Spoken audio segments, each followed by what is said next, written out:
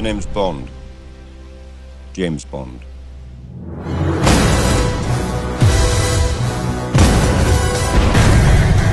Tell me what you know of James Bond. He's a 00, and a wild one. Charming, sophisticated secret agent.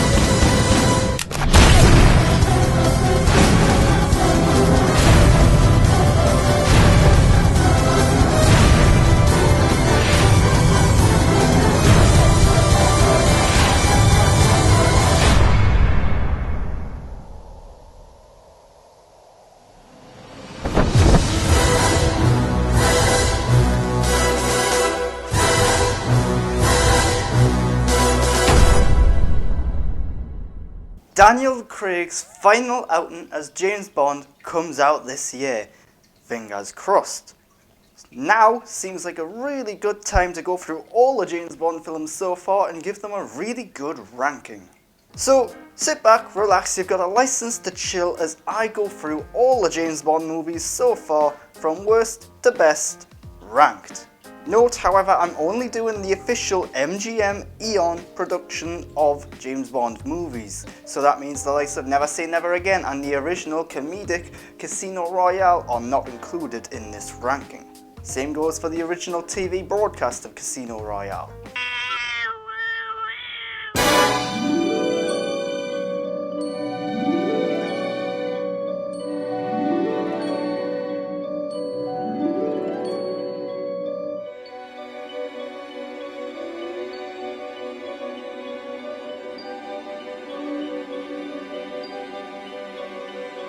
Diamonds are forever. Diamonds Are Forever was the first direct sequel to a previous James Bond movie.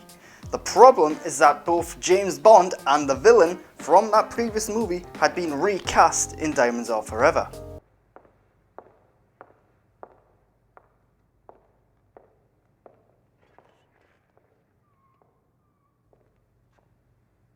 Good evening, Mr. Bond. Blofeld. Good evening, 007. Double jeopardy, Mr. Bond. You killed my only other double, I'm afraid. After his death, volunteers were, understandably, rather scarce. Such a pity. All that time and expense, simply to provide you with one mock heroic moment. There were also two really annoying, really corny henchmen in this film that just popped up here and there, mostly for comedic purpose. The less said about them, the better. Stop right there. Who are you? Dr. Tynan sent us. Why didn't he come himself? He was taken sick. Bitten by the bug. He sent this for you.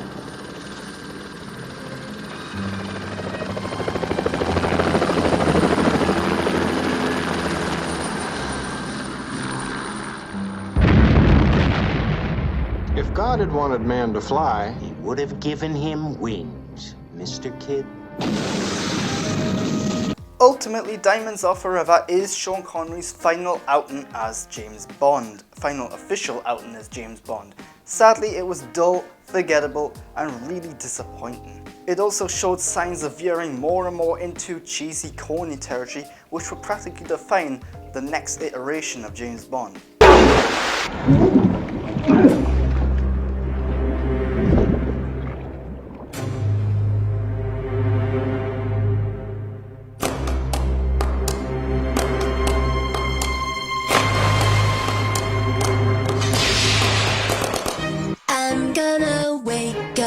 Yes and no.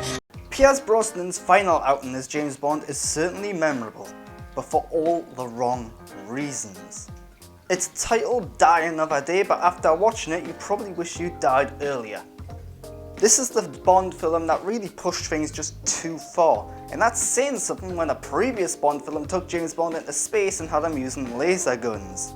Now, James Bond can surf like the best of them. There's an ice palace, Madonna, weird invisible car gadgets, laser weapons, a huge satellite that can shoot down and destroy parts of the planet, corny and cheesy one-liners. Oh, and did I mention Madonna? Madonna needs to be mentioned twice because one, she's in the film, and two, she quite frankly put out the worst Bond song ever. I mean, why would you want to make a pop, hip, Bond song. It's totally against what this series is or should be. Like I said, Die Another Day is memorable, and it does veer into being somewhat enjoyable because of how bad it is at times. Fill her up, please.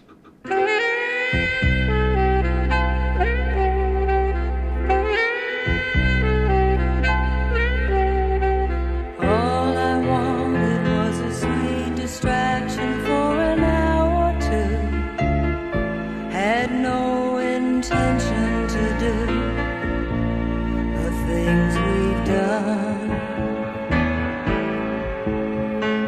Funny how it always goes. Octopussy. So the title is one thing, the rest of the film is another. The biggest problem with Octopussy is that outside of the title, it's forgettable. There are some decent action scenes, there's an extended sequence on a train which is okay, but other than that, not much to say about this film.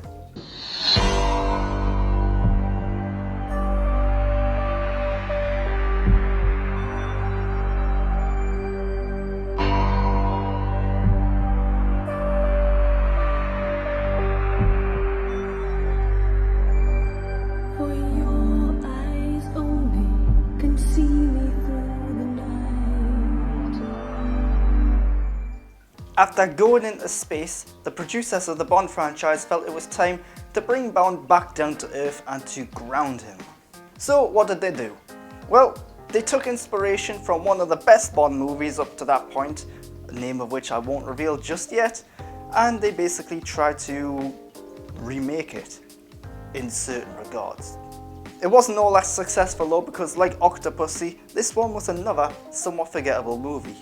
They actually went a little too far in grounding things in reality because it made things a little mundane, a little basic. Hell, the villain is in many ways kind of just an ordinary man with extraordinary plans.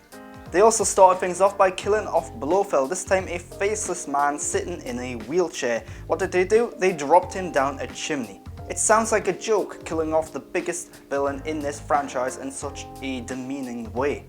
And it was.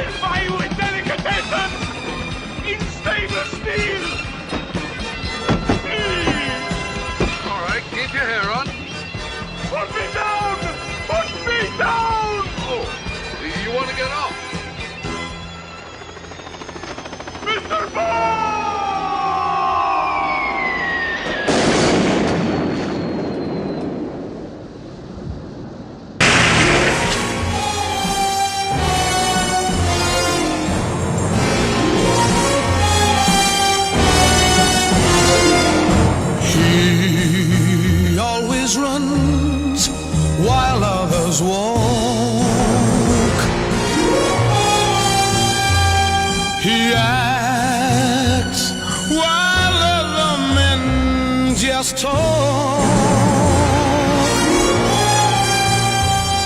He looks at this world and wants it all.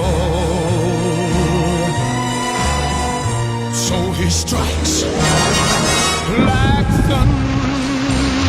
thunderbolt. Thunderball is yet another entry into this franchise that's low down on my rankings simply because of how forgettable it kind of is. Albeit it's more memorable than the previous two entries. This is the Bond film that takes James Bond underwater, but not too far underwater. There's a bad guy with an eye patch. He looks cool-ish, but I couldn't tell you what his name is without researching it. But while it took Bond underwater, it also took Bond into the skies.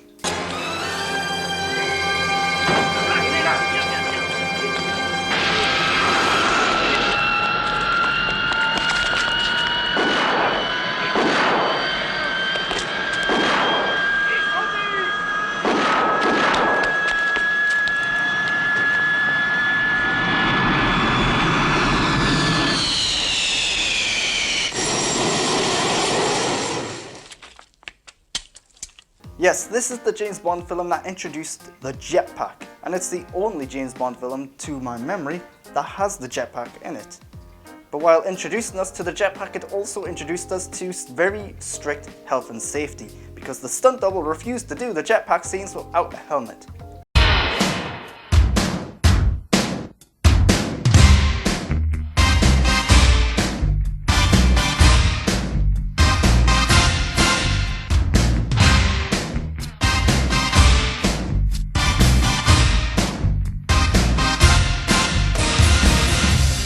Meeting you with a view to a kill. Roger Moore's final entry as the titular James Bond character came a little bit too late. Why? Well, at this point Roger Moore was starting to show his age. He was almost 60. That in itself isn't that big a problem. The problem is that the film never acknowledges his age. It never acknowledges the fact that Roger Moore is starting to look old and he's starting to be less physically capable of doing half the things he has to do. So in this film, you've got a 60-year-old man running around beating people up, chatting up people half his age, and all the while he's acting as if he's like 20 or 30 years old. It's just weird and awkward. It becomes especially awkward when his co-star, the Bond girl in this film, was literally half his age. Oh, by the way, you didn't say what part of the state you come from, Miss... No, I didn't. I suppose you travel a lot? Your helicopter leaves in 20 minutes. Oh, does that mean you're not staying the night? I was hoping we'd spend the evening together. Now I shall be all alone. I doubt that. Oh. Well, let me walk you to the chopper. That won't be necessary. Someone will take care of you. Oh, you'll see to that personally, will you?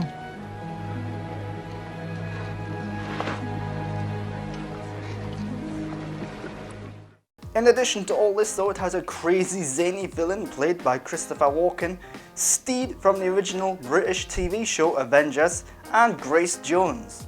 Sadly, the best part of this film is probably the theme song done by Duran Duran. When you were young and your heart was an open book, you used to say, live and let live. You know you did, you know you did, you know you did. But if this ever-changing world in which we live in makes you give in and cry, say live and let die.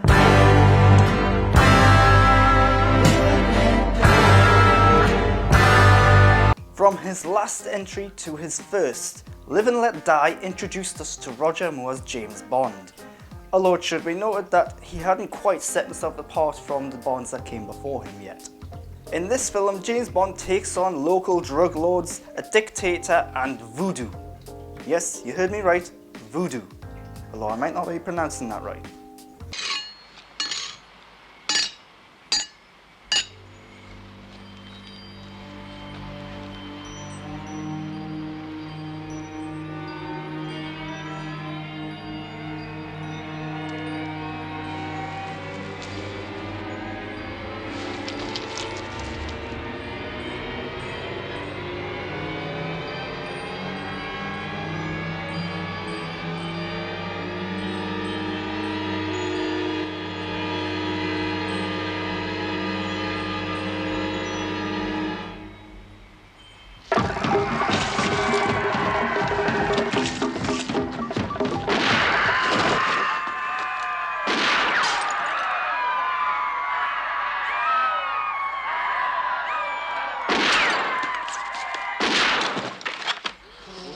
This film came out amidst the boom of blaxploitation films, so they wanted to capitalize on that.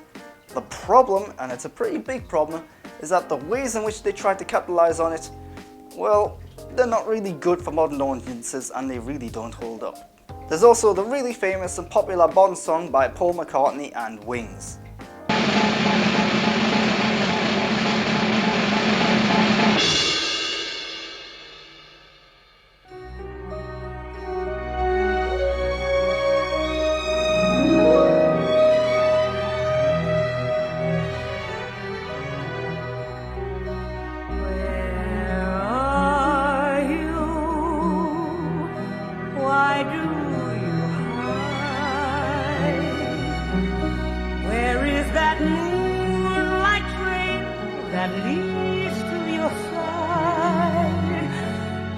like the moonraker goes. Another example of a Bond film trying to capitalize on the success of another film at the moment is Moonraker. This time James Bond mimics Star Wars and he goes to space and he gets to use laser weapons. It's silly, very silly.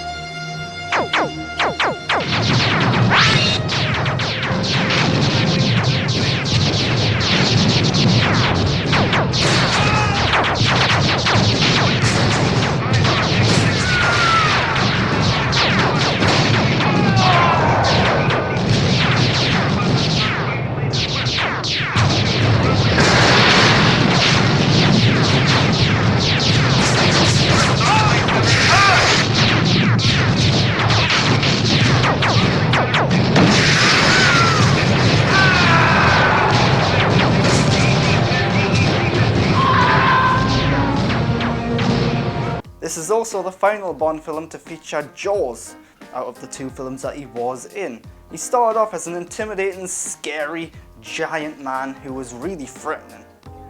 And then in this film they tried to make him sympathetic and likeable and a joke of his former self.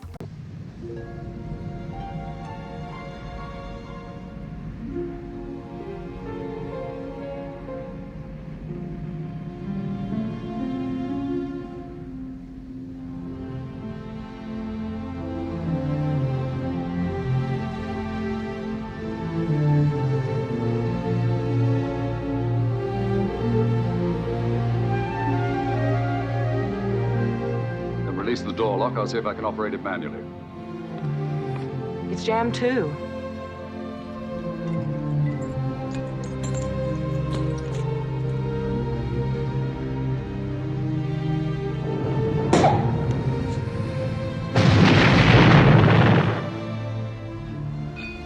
Well, here's to us. It's also Shirley Bassey's third and final Bond song, but quite frankly also the worst of her Bond songs.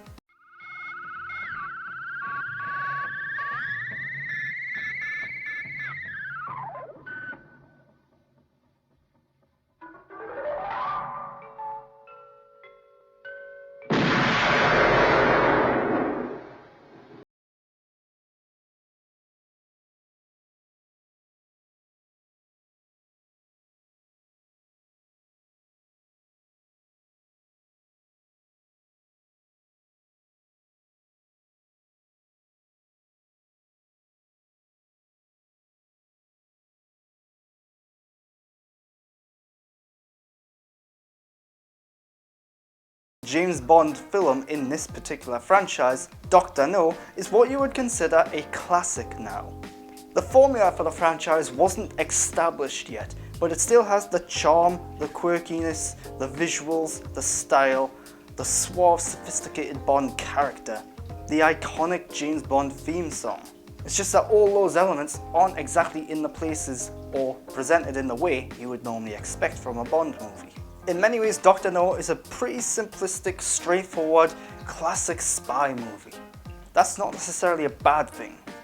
What is bad is that it's got an ethnically and racially insensitive bad guy, at least for 2020 audiences, and of course classic bad guy disfigurement. My work has given me a unique knowledge of radioactivity, but not without costs, as you see. It's fun and enjoyable if you like the classic spy formula, but it also introduced many of us to the legendary Sean Connery.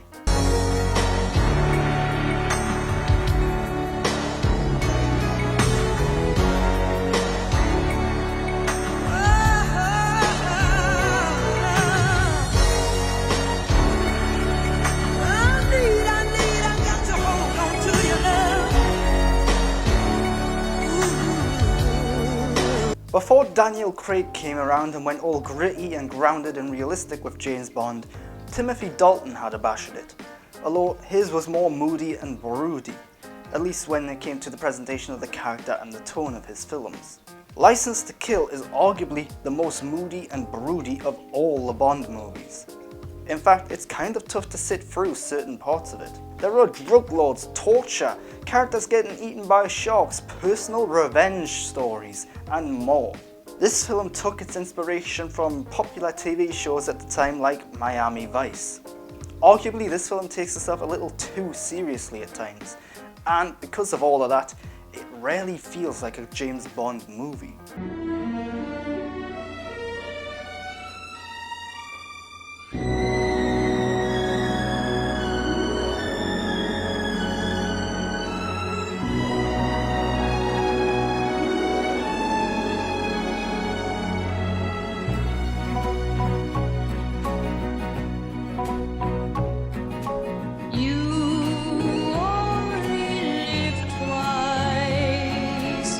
The earlier James Bond movies are dated in many ways, particularly when it came to the handling of different races, cultures and ethnicities.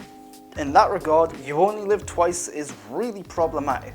This film finally introduced us to Ernst Stavro Blofeld, finally revealing his face to the audience for the first time. And guess what? He's a disfigured bad guy. James Bond. Allow me to introduce myself. I am Ernst Stavro Blofeld. They told me you were assassinated in Hong Kong. There are some good action scenes, particularly towards the end of the film, and the film has proved to be popular and iconic enough to be inspirations for episodes of The Simpsons and the entire Austin Powers franchise. Right.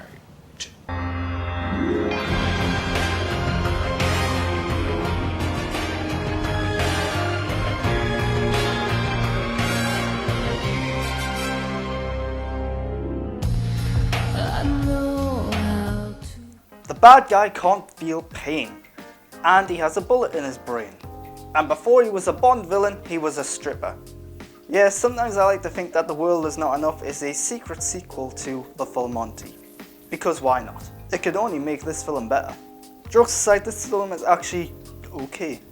There's an overly long boat chase at the beginning of the film, there are some twists and turns when it comes to the Bond girl and the villain, and Robbie Coltrane is there playing a Russian guy reprising his role from a previous Bond movie.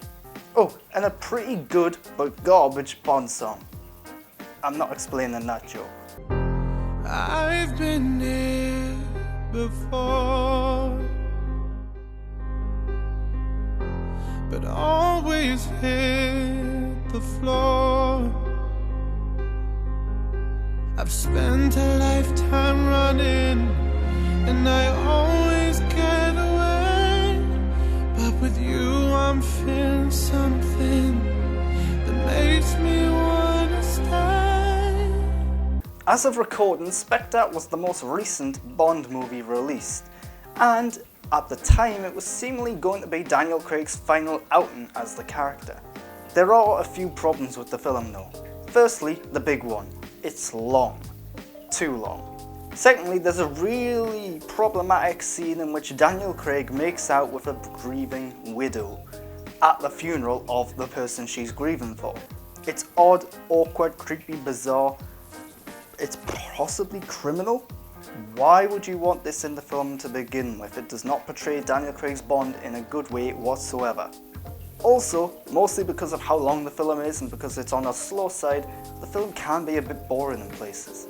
You'd think that iconic actor Christoph Waltz, who made a name for himself to Western audiences for playing villainous roles, would make for a great Bond villain. On paper, it sounds great, but it didn't really happen that way. Also, apparently James Bond has a brother now.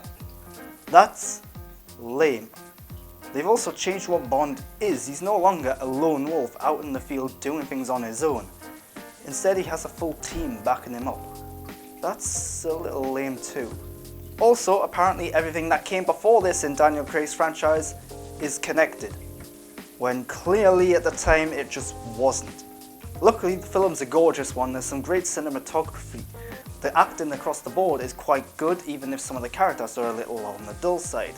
And there's a great train fight sequence with Dave Bautista, inspired by a previous train fight sequence in the Bond franchise. Also, let's not forget about that terrible, terrible Bond song. How the hell did that win an Academy Award?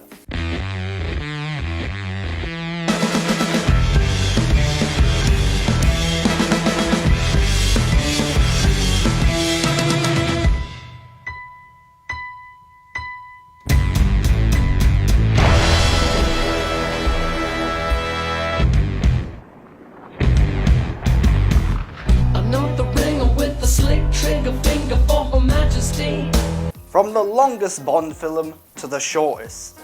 Quantum of Solace is super fast. It's so fast that it doesn't let you really figure out what the hell's going on half the time, and it doesn't let you get to know any of the characters.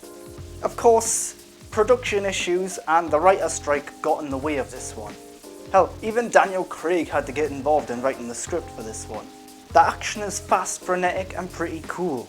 The visuals and the effects are great too, and it does a good job of upping the ante from Casino Royale in terms of tension and suspense and drama.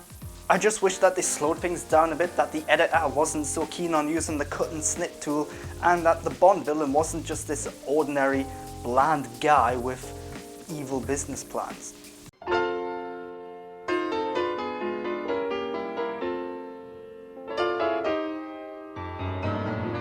Nobody does it better. Makes me feel sad for the rest. Nobody does it half as good as you. Baby, you're the best.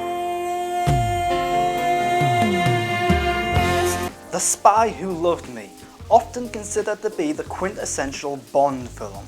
There's of course the iconic opening moment with the Union Jack flag.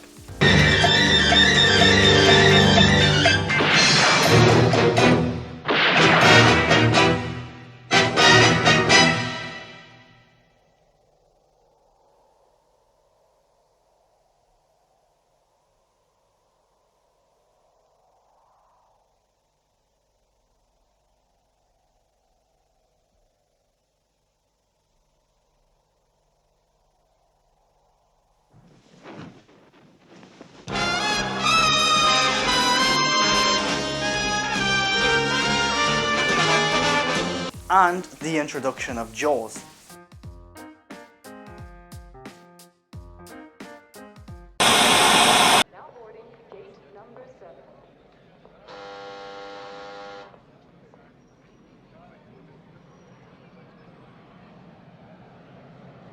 This is a Bond film that really stuck and nailed the formula. And it also added in some comedy and some cheesy moments that really defined Roger Moore's era, making for a pretty fun and entertaining film. The plot of this one's a little cheesy at times, and the villain's a little on the bland side. But other than that, this film's pretty fun.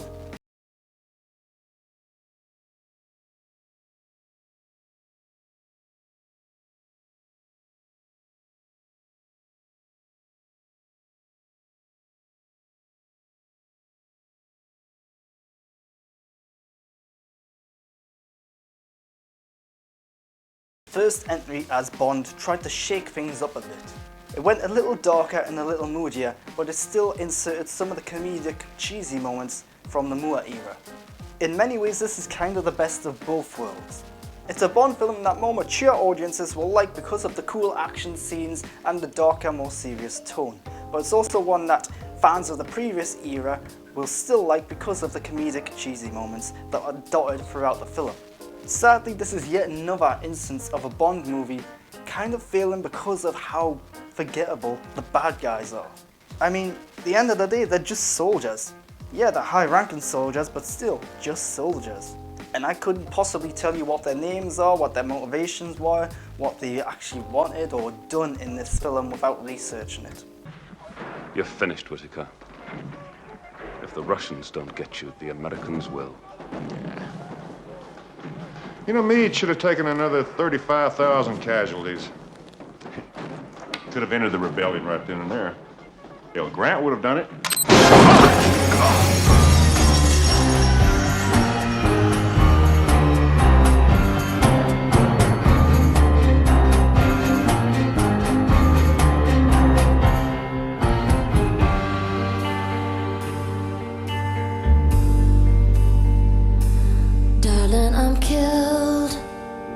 Pretend that it's not 2020 and you're having a slow news day. What would you do? Well, this film makes it pretty clear. You go out, you murder a bunch of people so that you can be the first person to report the news. Great idea! In fact, this film was based on real people and real events that hit the news. But I have to imagine it kind of exaggerated things a bit. This film is super fun. It has Jonathan Pryce as a interesting, different kind of bad guy. Delicious. Michelle Yeoh as a Bond girl, and an interesting story. Is it all that believable and convincing? Not really, but then so few of the Bond films actually are when you sit down and think about them. At the end of the day, this is an enjoyable film and the basic idea and premise was pretty cool.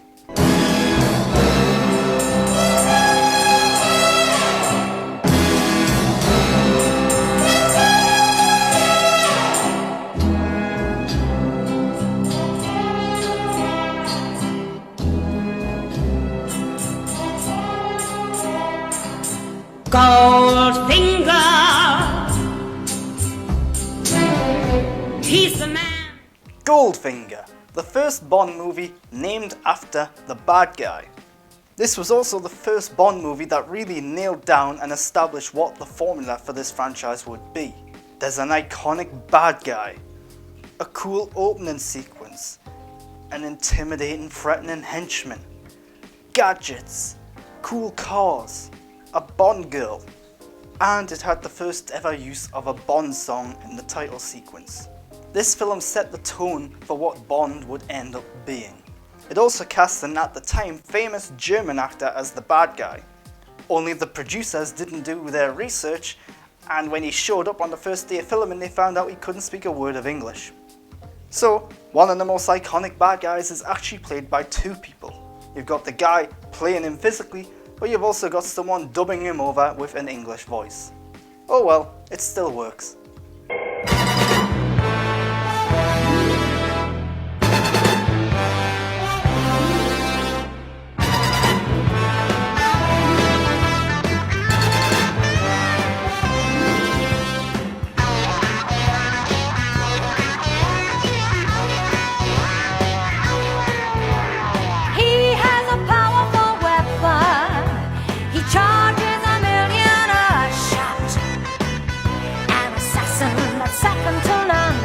The man with the golden gun. I might get some flack for this one, because The Man with the Golden Gun is often considered to be one of the worst Bond movies. But I actually really kind of like this one. This is another example of the film being titled after the iconic bad guy, The Man with the Golden Gun, this time played by the iconic, legendary Christopher Lee. What I really like about this film is that it twists things around. This time around, it's the bad guy that has the girls, the nice suits, the outfits, the charming, cool swagger, the gun, and a car that flies. To us, Mr. Bond, we are the best. It's essentially an evil version of James Bond, and I love it. And it ends with a face-off between James Bond and the Man with the Golden Gun, Francisco Scaramanga, in a funhouse-style hall of mirrors. This is a sequence that has been mimicked and copied in numerous films since then, because this one was so iconic. Films like John Wick 2 and 3 flat out just copied it. And in my eyes, that's high praise.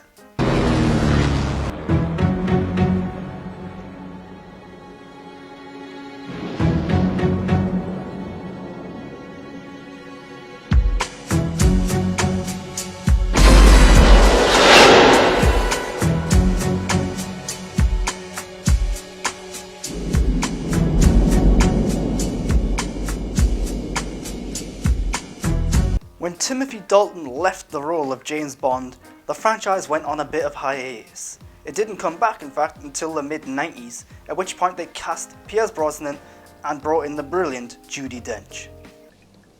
You don't like me, Bond. You don't like my methods. You think I'm an accountant. A bean counter, more interested in my numbers than your instincts. The thought had occurred to me. Good. Because I think you're a sexist, misogynist dinosaur. A relic of the Cold War. whose boyish charms, though wasted on me, obviously appeal to that young woman I sent out to evaluate you.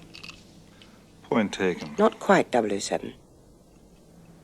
If you think for one moment I don't have the balls to send a man out to die, your instincts are dead wrong. I've no compunction about sending you to your death. But I won't do it on a whim, even with your cavalier attitude towards life. GoldenEye was a real return to form for the franchise at that time. It brought Bond back to being this cool, charming, fun guy, which was in stark contrast to the more moody, broody Timothy Dalton ways. In many ways, Pierce Brosnan's iteration of the character is somewhere between Sean Connery's and Roger Moore's.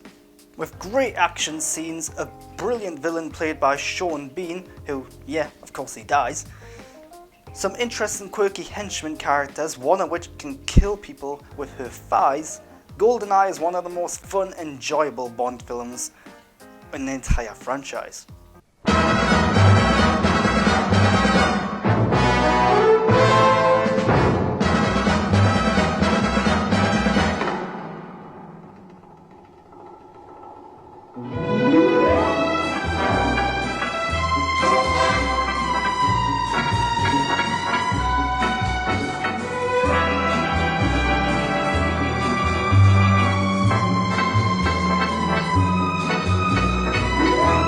From Russia with Love is probably the Bond film that sticks to being a spy film more than any other.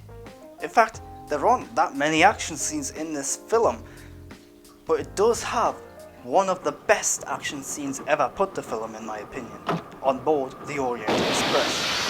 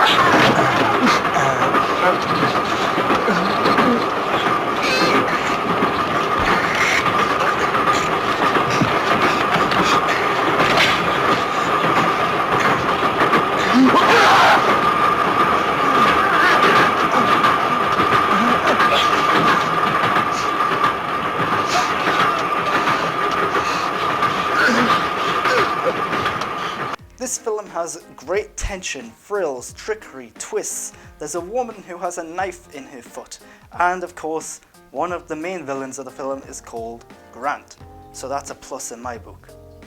Before I go into what is my top 3, I just want to say that this top 3 was really tough to establish. One of them is one of my favourite films of all time.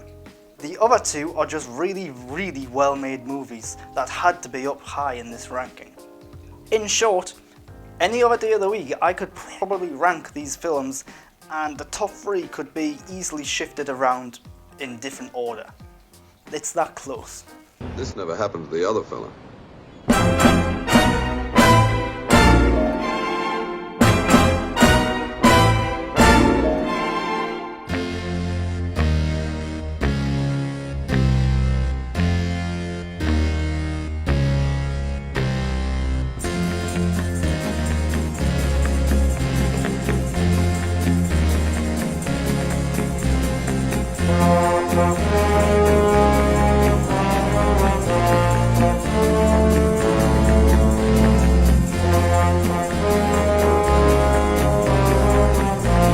On Her Majesty's Secret Service, one of the most overlooked and forgotten about Bond films in the entire franchise, despite also being one of the best.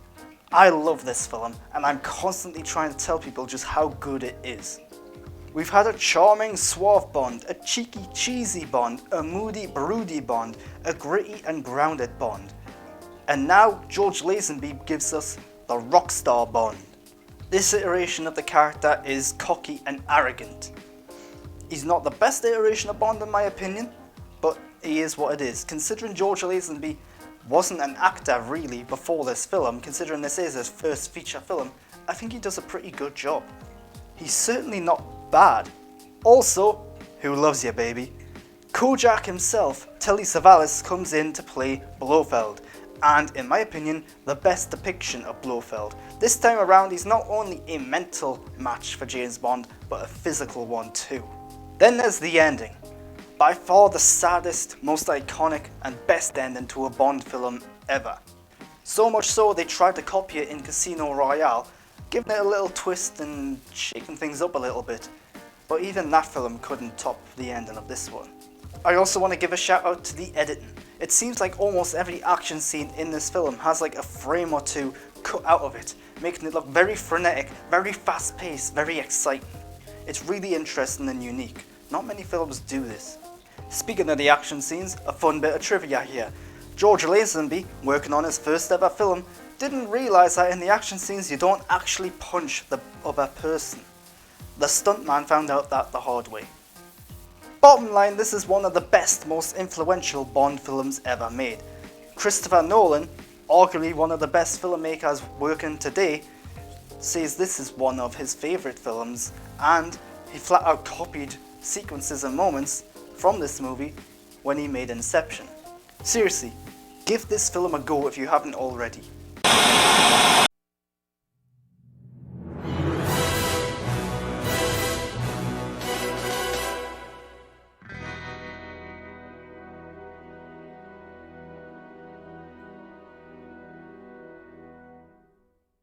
Grant Burton says he can run through walls. He has a pain in his balls. His name is James Bond. Okay. Nailed it.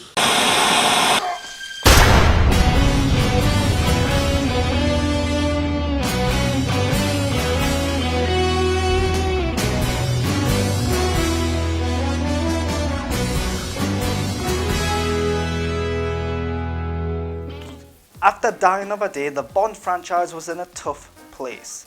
They had gone too far and they had gone too silly. So the only thing they could do was take things back several steps and go back to square one. So they got the rights to the original Casino Royale book back. They then decided to go for a more gritty, grounded and realistic approach to things, and they reinvented the Bond character for modern audiences. They then cast Daniel Craig as James Bond, becoming the first blonde Bond. Somehow though, they forgot to tell Pierce Brosnan that he had been fired from the role of James Bond. Seriously, Pierce Brosnan found out he was no longer James Bond when at some sort of public event Daniel Craig approached him and asked for advice on playing the character. Awkward. Anyhow, Daniel Craig ended up being the most believable and likeable and human James Bond of the lot. There are some really great, cool action scenes and a very tense, thrilling poker scene. It also made a star out of Mads Mikkelsen, so that's great.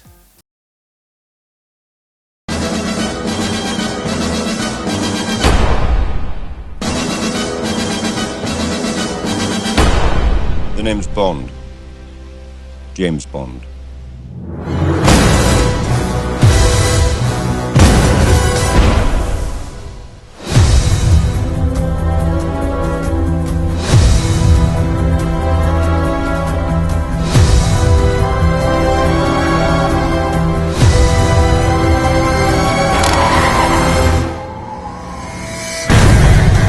Tell me what you know of James Bond. He's a 00, and a wild one. Charming, sophisticated secret agent.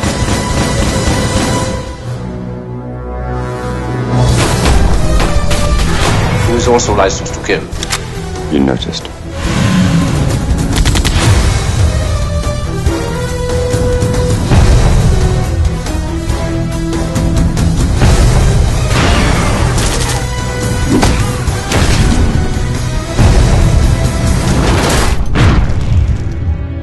I don't? 30 seconds. Well, that doesn't give us a lot of time, does it?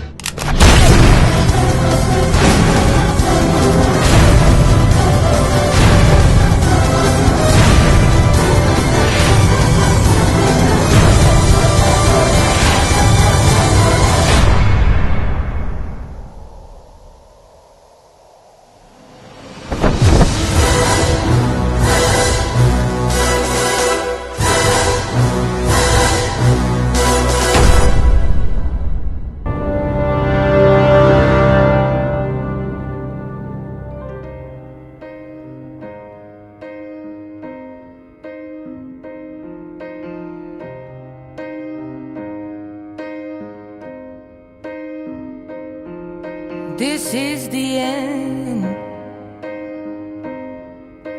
Hold your breath and count to 10. Feel the earth move. After 2 films, once Daniel Craig's Bond was established, it was time to have some fun. That's when Skyfall came along. This was the 50th anniversary of the James Bond franchise, so Skyfall came along as a sort of celebration of the franchise up to that point.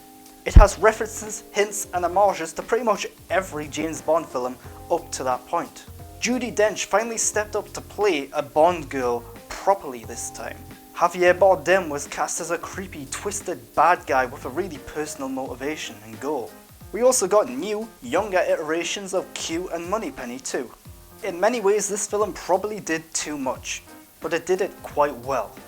Arguably, it's also probably the best looking James Bond film thanks to the cinematography by Roger Deakins and Sam Mendes as director. And it has that brilliant Adele song as the Bond song. This is the Bond film for Bond fans, so it had to be #1. That's it. That's our 3-week ranking of the Bond films complete. Bond will be back. Fingers crossed, hopefully at the end of the year.